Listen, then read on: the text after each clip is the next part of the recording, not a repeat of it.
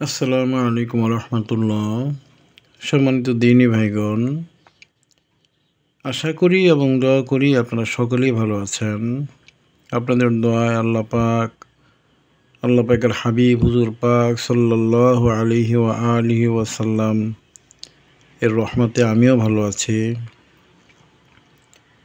আমি সূরা ফালাক ও সূরা নাসের 13তম কাটানির যে ভিডিওটা দিয়েছিলাম,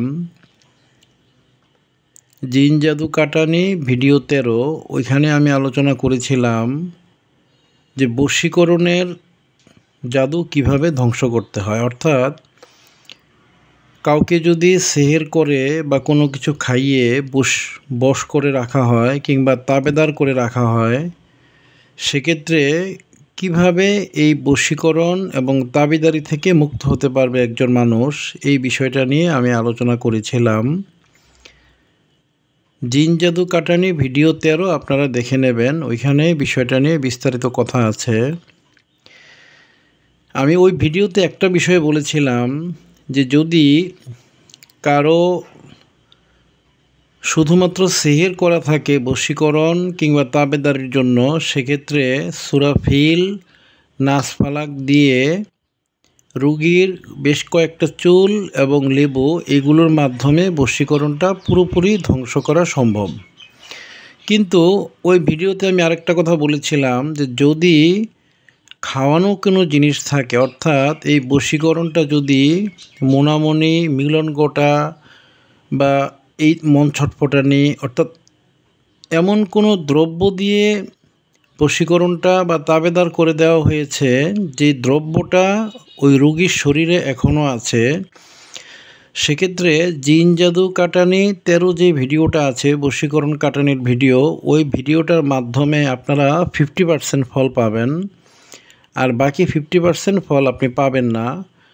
কারণ তার শরীরে যেই মোনামণি বা মিলন গোটা বা অন্যান্য যেই দ্রব্যগুলো আছে, বশীকরণের দ্রব্য, শ্বেতলজ্জাবতী দ্বারাও বশ করা যায়, আপাং গাছের শিকড় দ্বারাও বশ করা যায়, শ্বেতমাকালের শিকড় দ্বারাও বশ করা যায়, শ্বেত আকন্দ গাছের শিকড় দ্বারাও বশ করা যায়। এরকম কমপক্ষে 20 থেকে 25 রকমের গাছ আছে।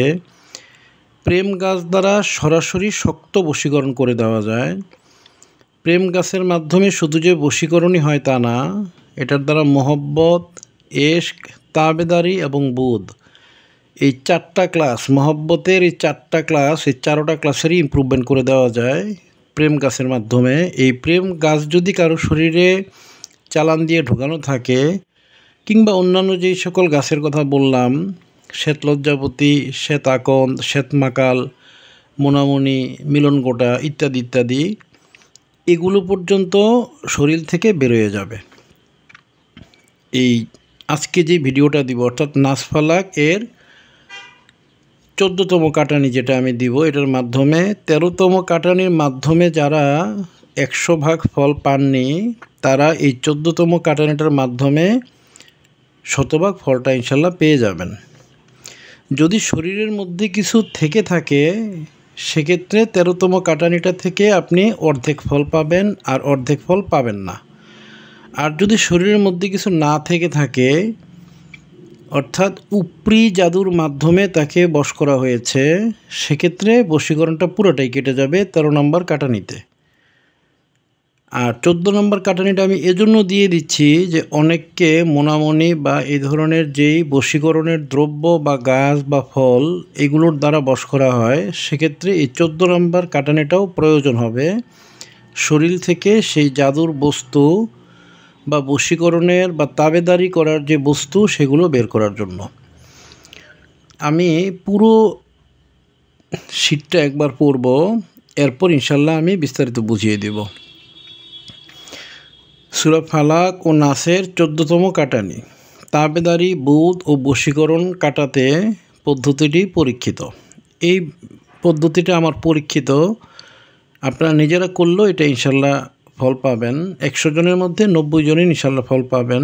এই বিষয়টা আমার অনেক দিন পরীক্ষিত, আমি অনেক রোগীকে এটা দিয়েছি এবং এটা থেকে তারা কাঙ্ক্ষিত ফল ইনশাল্লাহ পেয়েছেন। জোয়ারের না পেলে ঝর্নার, না পেলে গভীর কূপের, না পেলে সাত মসজিদের, না পেলে টিউবওয়েলের 2 লিটার 1 বোতল পানি নিতে হবে। 1 ফোঁটা জমজম পানি হলেও ওই পানির সাথে মিশাতে হবে। খ, শনি বা মঙ্গলবার এশার নামাজের পর ওই বৈঠকেই সুন্নত নামাজ আদায় করার আগেই নিচের আয়াত শরীফ পড়ে দম করতে হবে। আয়াত শরীফগুলো কি? প্রথমে হচ্ছে দুরুদ ইব্রাহিম একবার পরে একদম, আয়াতুল কুরসি একবার পরে একদম, 41 বার সূরা ফালাক পরে 41 দম, 41 বার সূরা নাস পরে 41 দম, সবশেষে দুরুদ ইব্রাহিম একবার পরে একদম। এই তদবিরের মাধ্যমে পেটে খাওয়ানো জাদু, মিলন গোটা, মোনামনি, ঝগড়া গোটা হচ্ছে কাউকে যদি বিচ্ছেদের তদবির করা হয়, এক ব্যক্তির সাথে আরেক ব্যক্তির বিচ্ছেদ করে দেওয়া হবে। এটা উপরি জাদুর মাধ্যমেও করা যায়, আবার ঝগড়া গোটার মাধ্যমে ওটা করা যায়। তো এই ঝগড়া গোটাও যদি কারো পেটে চালান করে দেওয়া থাকে কিংবা খাবারের মাধ্যমে খাইয়ে দেওয়া থাকে, এই ঝগড়া গোটাও বেরোয় যাবে। জোরসুপারির মাধ্যমে পৃথিবীর সবচেয়ে শক্তিশালী বশীকরণটা করা যায়। এটা এমন বশীকরণ হয় যে বশ করেছে সে যদি বলে তার মূত্র পান করতে হবে, এই মূত্রটা পর্যন্ত পান করতে ইতস্তত বোধ করে না যাকে বশ করা হয়েছে।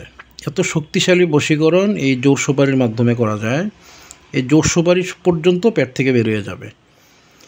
এছাড়া আরও যে সকল জাদুর বস্তু আছে সব কিছুই পেট থেকে বের হয়ে যাবে। আজকে যে তদবির, এই তদবিরটার মাধ্যমে ইনশাল্লাহ আমি শীটটা পড়লাম, এখন আমি বিস্তারিতটা বুঝিয়ে দিচ্ছি, আপনারা খুব মনোযোগ দিয়ে শুনে বিষয়টা বুঝে নেবেন। আপনাকে আমি আবারও বলি যে 13 নম্বর জিন জাদু 13 নম্বর কাটানির যে ভিডিও, ওই ভিডিওটা ছিল বশীকরণ এবং তাবেদারি কাটানোর জন্য। তো ওই বশীকরণ তাবেদারি কাটানোর জন্য ওই ভিডিওটাই যথেষ্ট এবং ওই পদ্ধতিটাই যথেষ্ট। ওইখানে লেবু, কয়েকটা চুল প্রয়োজন হবে, যার বশীকরণ কাটাতে হবে কয়েকটা চুল প্রয়োজন হবে এবং কয়েকটা লেবু প্রয়োজন হবে। ভিডিওতে বিস্তারিত বলা আছে। সেখানে সূরা ফিল, সূরা ফালাক, সূরা নাসের মাধ্যমে 13 নম্বর ভিডিওটার বশীকরণ এবং তাবেদারে কাটিয়ে দেওয়া যায়। 13 নম্বর ভিডিওতে বলা আছে, যদি ওই ব্যক্তিকে উপরি জাদু না করে তাকে কোনো কিছু খাইয়ে জাদু করা হয়, সেক্ষেত্রে বশীকরণ তাবেদারি কাটানোর জন্য এই 14 নম্বর ভিডিওটার যেই পদ্ধতিটা, এটার আপনার প্রয়োগ করবেন। প্রথমে আপনাকে জোয়ারের পানি নিতে হবে, নদীর জোয়ারের পানি, ভাটার পানি না। অর্থাৎ নদীতে যখন জোয়ার আসবে তখনকার পানি। নদীতে সাধারণত 11টার দিক থেকে জোয়ার আসে, 11টা, 12টা, 1টা, 1:30টা পর্যন্ত জোয়ার থাকে। এরপরে আস্তে আস্তে আবার ভাটা পড়তে থাকে। ওই সময়টার মধ্যে আপনাকে পানিটা সংগ্রহ করতে হবে, জোয়ারের পানি, জোয়ারের স্রোতের পানি। যদি আপনি জোয়ারের স্রোতের পানি সংগ্রহ করতে না পারেন, সেক্ষেত্রে না পেলে ঝর্ণা যে আছে, সেই ঝর্ণার উপর থেকে যে পানিটা পড়ছে, ঝর্ণা বা বৃষ্টির পানি হলেও একই কথা। বৃষ্টির পানি হলেও ভালো, ঝর্ণার পানি হলেও দুটোটা উপর থেকে পড়ার হুকুমে পড়বে, ওইটা দিয়েও কাজ হবে। না পেলে গভীর কূপের, আপনি যদি ঝর্ণা বা বৃষ্টির পানিও সংগ্রহ করতে না পারেন, সেক্ষেত্রে আপনি গভীর কূপের পানি সংগ্রহ করবেন। বালতি দিয়ে কূপ থেকে পানি উঠানো হয়, গভীর কূপ যেটা, ওইটার পানি, ওইটাও যদি আপনি না পান, না পেলে 7 মসজিদের পানি। যদি আপনি গভীর কূপের পানিও সংগ্রহ করতে না পারেন, সেক্ষেত্রে আপনি আলাদাভাবে 7টা পাঞ্জেগানা মসজিদ, যেখানে নামাজ রেগুলার 5 ওয়াক্ত নামাজ হয়, ওইখানের যে অজুখানা থেকে অল্প অল্প করে পানি আনবেন, 7টা মসজিদের পানি একত্র করবেন। যদি সেটাও আপনি সম্ভব না হয়, তাহলে আপনি নর্মাল টিউবওয়েল থেকে পানি নিয়ে নেবেন। যে কোনো একটা টিউবওয়েল, ডিপ টিউবওয়েল, যেটা থেকে পানি মাটির নিচ থেকে পানি উঠতেছে সরাসরি, ওই একটা ডিপ টিউবওয়েল থেকে আপনি 2 লিটার পানি নিয়ে নেবেন।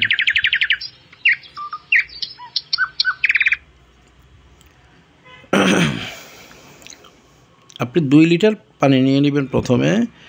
ওই 2 লিটার পানির মাঝে আপনি 1 ফোঁটা জমজম কূপের পানি হলেও ওই পানির সাথে মিশাবেন। যদি আপনি সামান্য পানি মিশাতে পারেন এক চা চামচ পরিমাণ, সেটা উত্তম।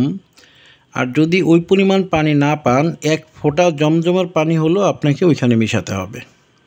এখন পানিটা প্রস্তুত হয়ে গেল। এখন এই পানিটাকে আপনারা কিভাবে ব্যবহারযোগ্য করবেন, রুকিয়া করবেন, এই বিষয়টা আমি বলছি, আপনারা মনোযোগ দিয়ে বুঝে নিন। শনি এবং মঙ্গলবার, শনিবার হলে সবচাইতে ভালো হয়, না হলে মঙ্গলবার দিন করলেও চলবে। এশার নামাজের পর ওই বৈঠকেই সুন্নত নামাজ আদায় করার আগেই নিচের আয়াতগুলি পড়ে আপনি দম করবেন। আপনি এশার নামাজ যদি মসজিদে পড়েন, পানিটা আপনাকে এই বোতলটা আপনাকে মসজিদে নিয়ে যেতে হবে। আর যদি আপনি বাসায় পড়েন, আপনার ভাই বা বাবা এদের সাথে নামাজে জামাত পড়ে ফেলেন, সেক্ষেত্রে আপনি পানিটা নিয়ে বসবেন। পানিটা জায়নামাজে নিয়ে বসবেন। যখনই নামাজ পড়া শেষ হয়ে যাবে, মুনাজাত করা শেষ হয়ে যাবে, সুন্নত নামাজ 2 রাকাত সুন্নতে মুয়াক্কাদা নামাজ পড়ার আগেই আপনাকে এই কাজটা করে পানিটা প্রস্তুত করতে হবে। এরপর আপনাকে 2 রাকাত সুন্নত নামাজ পড়তে হবে। আপনাকে কি পরে দম দিতে হবে?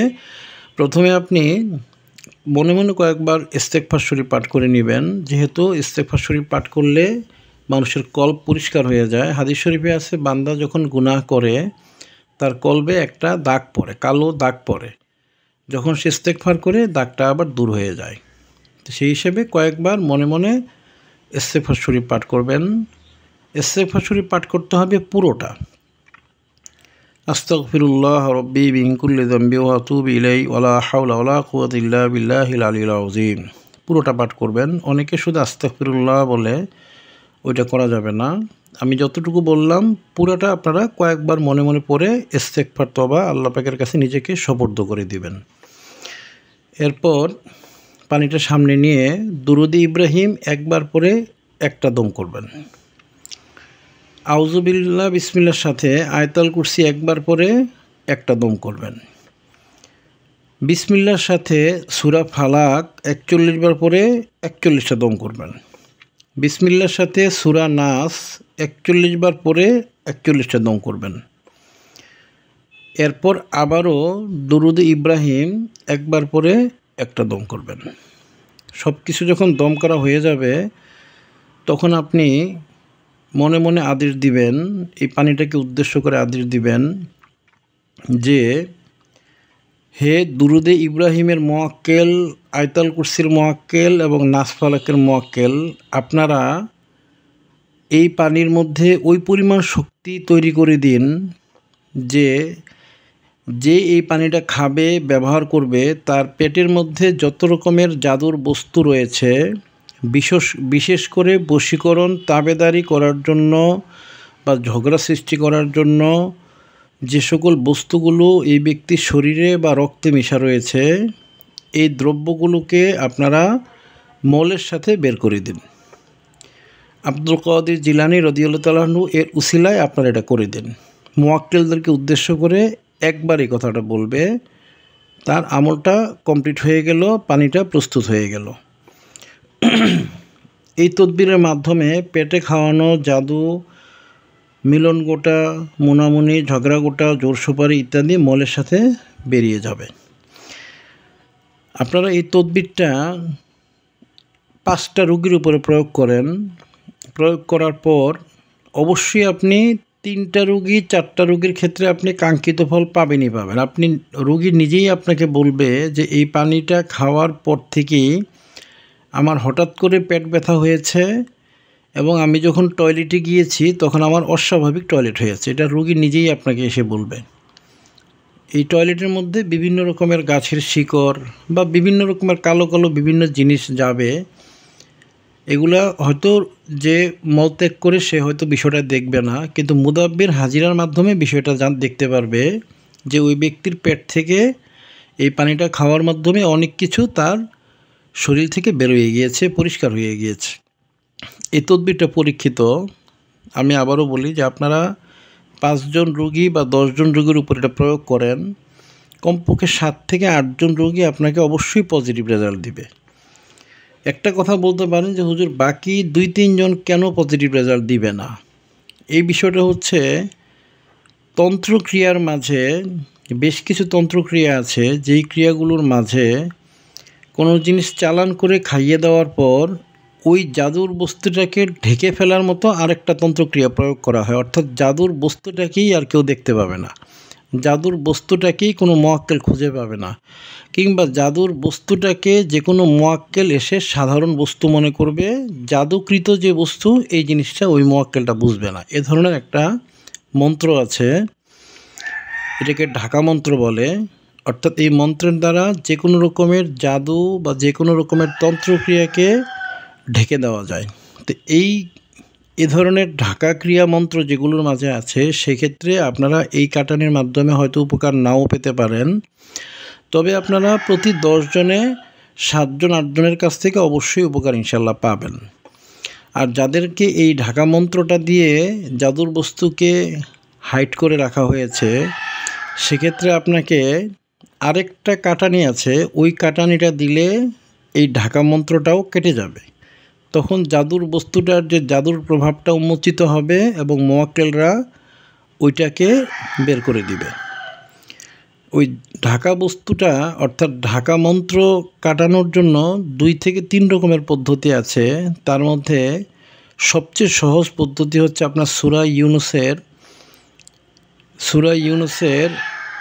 81 এবং 82 নাম্বার আয়াতের যে তদবির আমি আমার চ্যানেলে দিয়েছি ওইটা আপনারা করবেন। করলে ওই ঢাকা মন্ত্রের যে জাদুগুলো, ওই ঢাকা মন্ত্রের জাদুগুলোর ঢাকা মন্ত্রের তাসিরটা কেটে যাবে, জাদুর বস্তুটা থেকে যাবে। তখন জাদুর বস্তুটা এই 14তম কাটানির মাধ্যমে মলের সাথে মিশে ইনশাল্লাহ বের হয়ে যাবে। এরপরেও যদি আপনারা কাঙ্ক্ষিত ফল না পান, হয়তো 100টা রুগীর মাঝে 2-4টা 5টা রুগী থাকবে যেগুলো বেশ জটিল হয়, ওই রুগীগুলোর বিষয়গুলো যখন আমার চেম্বারে আসবেন আমার ছাত্ররা, তখন আপনারা বললে আমি আরও বিস্তারিত বুঝিয়ে দেব ইনশাল্লাহ। আপনারা অনেকেই আমাকে হোয়াটসঅ্যাপে বা মোবাইলে নক করেন যে আপনারা আমার কাছে মুদাব্বিরি শিখতে চান। আমি আসলে ওইভাবে প্রফেশনালি মুদাব্বিরি শিখাই না, অনলাইনে তো অবশ্যই শিখাই না, অফলাইনে কিছু ছাত্র রয়েছে আমার যাদেরকে আমি শিখাই। তা আপনারা অফলাইনে এসে ডায়েরি নিয়ে আমার কাছ থেকে প্র্যাকটিক্যালি শিখতে পারবেন। 15 দিন 20 দিনে একবার করে দেখা করতে হবে, হাজিরা করে করে আমি আমল দেখিয়ে দিব যে আপনার ইমপ্রুভমেন্টটা কী ধরনের, আপনার কোন আমলটা আপনার জন্য ভালো হবে, কিংবা যে আমলগুলো করছেন এই আমলগুলো থেকে কাঙ্ক্ষিত ফলটা আপনি পাচ্ছেন কি না, না পেলে কেন পাচ্ছেন না, রজাত বন্দিশের ব্যাপার থাকলে এগুলো আমি ঠিক করে দিব। অর্থাৎ আমি ছাত্র, যদি আপনি ছাত্র হন তাহলে আমি পরিপূর্ণ নার্সিংয়ের মাধ্যমে আপনাকে মুদাব্বির বানিয়ে দিব, কিন্তু সেটা অনলাইনে সম্ভব না। অনলাইনে মূলত মুদাব্বিরি শিখলে পরিপূর্ণ মুদাব্বিরটা শেখা যায় না, রজাত বন্দিশে পড়ার বড় রকমের ঝুঁকি থাকে। আর যেহেতু উস্তাদের সাথে ডিসকানেকশন থাকে, এই কারণে যারা অনলাইনে মুদাব্বিরি শিখে তারা 90 ভাগই রজাতগ্রস্ত হয়ে যায়, বন্দিশে পড়ে যায়। ওস্তাদের কাছে গেলে বন্দিশগুলা রজাটা কেটে যেত, কিন্তু যেহেতু ওস্তাদের সাথে তার যোগাযোগ নেই, শুধু মোবাইলে বা হোয়াটসঅ্যাপে যোগাযোগ, এই কারণে সিফলি জিন্নাত যারা রয়েছে তারা ওই ব্যক্তিকে সহজে অ্যাটাক করে এবং ক্ষতিগ্রস্ত করে ফেলে। আমার কাছে আমার যে সকল ছাত্রগণ আসেন বা এসেছেন তার মধ্যে অনেক ছাত্র এরকম রয়েছেন যে যারা বিভিন্ন অনলাইন থেকে দেখে, ইউটিউব থেকে কিংবা যে কোনো অনলাইন মুদাব্বিরের কাছ থেকে শিখতে গিয়ে রজাত বন্দিশে পড়ে গিয়েছেন, পরবর্তীতে আমার কাছে শেখার জন্য এসেছেন। তা আপনারা অনলাইনে শেখার প্রয়োজন নেই, যদি শিখতে চান, ভালো মুদাব্বির হতে চান, আপনারা আমার চেম্বারে আসবেন। আমি এই শেখানোর জন্য কোনো হাদিয়া নেই না, উল্টো যদি আপনার আসা যাওয়ার ক্ষেত্রে ভাড়ার প্রয়োজন হয়, ভাড়ায় স্বল্পতা দেখা দেয়, আমি নিজ থেকে আমি টাকা দিয়ে দিই আসা যাওয়ার ভাড়াটা, আপনারা আমার কাছ থেকে এসে শিখতে পারবেন। টাকা পয়সা নিয়ে আপনাদের কোনো ঝামেলা নেই, আর আমি 1 টাকাও হাদিয়া নিই না এগুলো শেখানোর বিনিময়ে।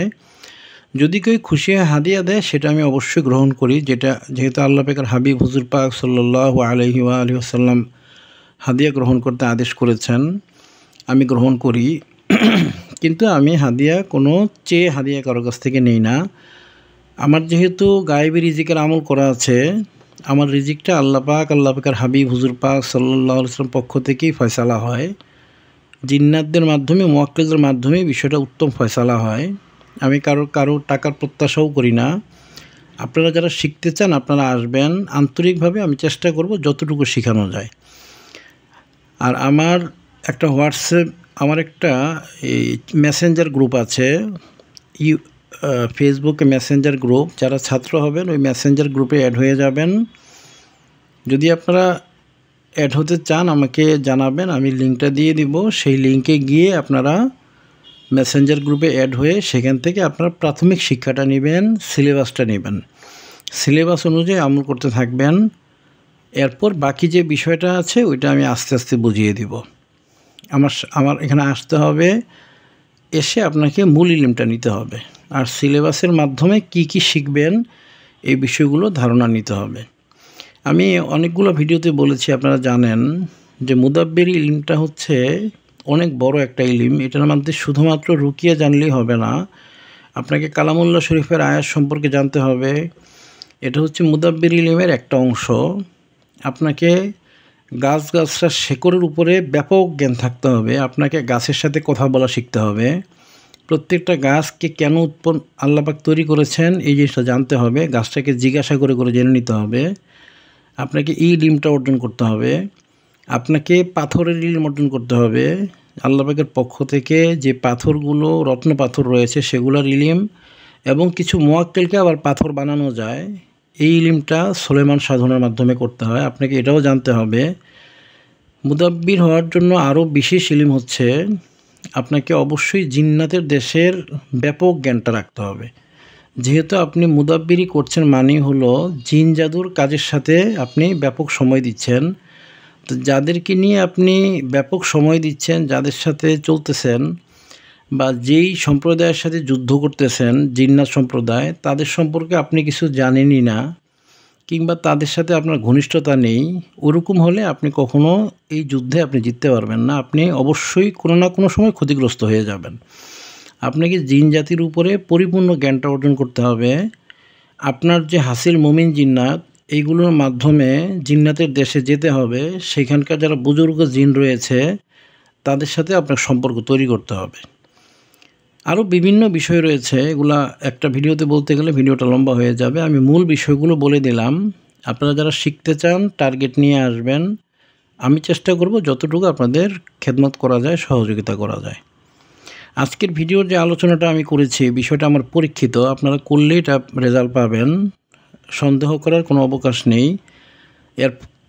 এরপরও যদি কোনো কিছু না বুঝেন আপনারা চেম্বারে এসে আমার সাথে কথা বলবেন, আমি চেষ্টা করব আরও বিস্তারিত বুঝিয়ে দিতে। আপনারা সকলে আমার জন্য দোয়া করবেন, আমি আপনাদের সকলের জন্য দোয়া করি। আল্লাহ পাকের হাবিব হুজুর পাক সাল্লাল্লাহু আলাইহি ওয়া আলিহি ওয়াসাল্লাম আমাদের সকলকে যেন কবুল করেন, রহমত করেন, মায়া করেন, দয়া করেন, ক্ষমা করেন। সর্বোপরি যারা মুদাব্বির হওয়ার জন্য কোশিশ করছে, আল্লাহ পাকের হাবিব হুজুর পাক সাল্লাল্লাহু আলাইহি সাল্লাম যেন বরফের আব্দুল কাদের জিলানী রাদিয়াল্লাহু আনহুর উসিলায় সকলকে যেন মুদাব্বির হিসাবে তৈরি করার এবং সেই নেয়ামতগুলো হাসিল করার তৌফিক দান করেন। আমরা সকলেই সকলের জন্য দোয়া করব। আসসালামু আলাইকুম ওয়া রাহমাতুল্লাহি ওয়া বারাকাতুহু।